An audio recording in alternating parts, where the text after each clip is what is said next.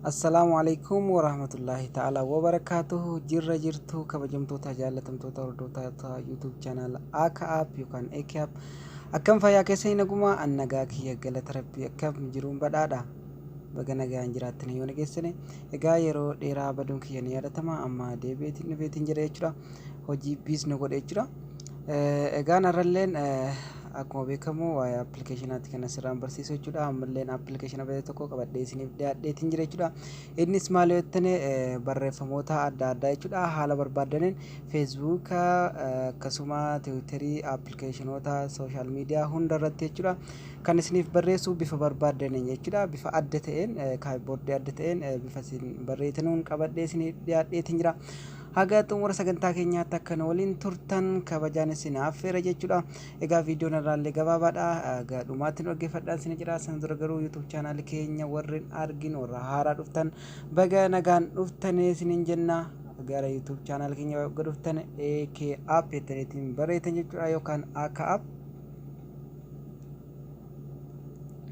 Haala kanatti barreessan jechuudha. Isa yeroo jalqabaa kanaatiif isiniif bahu jechuudha. Subscribe akkanatti gootan jechuudha. Warra subscribe hin godhin warra subscribe gootan jirtan immoo guddaa galatoomaa isin jira. Akkanatti maatiittaa barnoota asirraan gadhiifamu hordofaa isin jira. Egaa viidiyooleen baay'eetu jira. Sanalleen hordofuu dandeessan jechuudha. Waa'ee mobaayilaatii fi akkasuma waa'ee kompiitaraa jechuudha. Egaan gara barnoota keenya irratti yoo dabarfannu jechuudha jalqabaa appilikeeshina irraa kan isin argattan jechuudha YouTube channel kiyya description viidiyoo haaraa dhufu jalallee isiniif linkaa jechuudha. Inni dabalataan Play Store keessaa warri barbaadan jechuudha.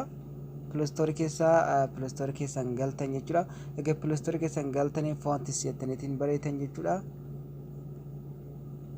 Foontis kun haala kanaan barreessan jechuudha. Hoggatiin bareetanii kunoo haala kanaan fontis emojis and fontis keyboard ka jedhu kana jechuudha. Isa ni buufattan jechuudha. An buufadhee waan hin jiruuf keessa seenneetuma waliin ilaalla jechuudha kabajamtoota jaallatamtoota keenya. Egaa appilikeeshinii sun jechuudha isa kanaadha jechuudha.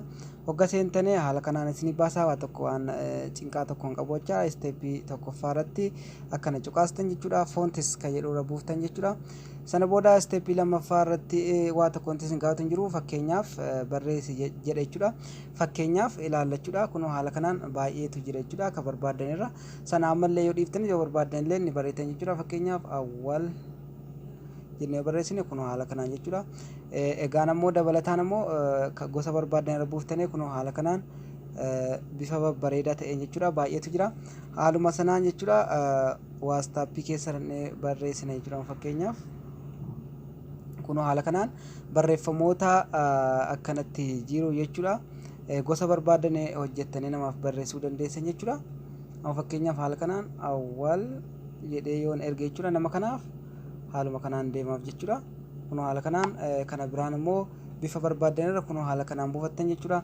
Akkasuma feesbuukaa, tiwiitarii, instaagiraama gosa barbaadan hundarratti immoo gosa barbaadan hundarratti isiniif barreessa jechuudha. Egaa kana fakkaataa barnoonni har'aaf qabadhee isiniif dhiyaadhee kana fakkaataa yeroo biraatiin hanga walitti deebinutti nagaan nu turaa. YouTube channel keenya subscribe godhin subscribe godhaa. Warri gootan like godhaatii comment keessan nuuf barreessaa isiniin jedha. Haga sagantaa biraatiin hanga walitti deebinutti nagaan nu turaa.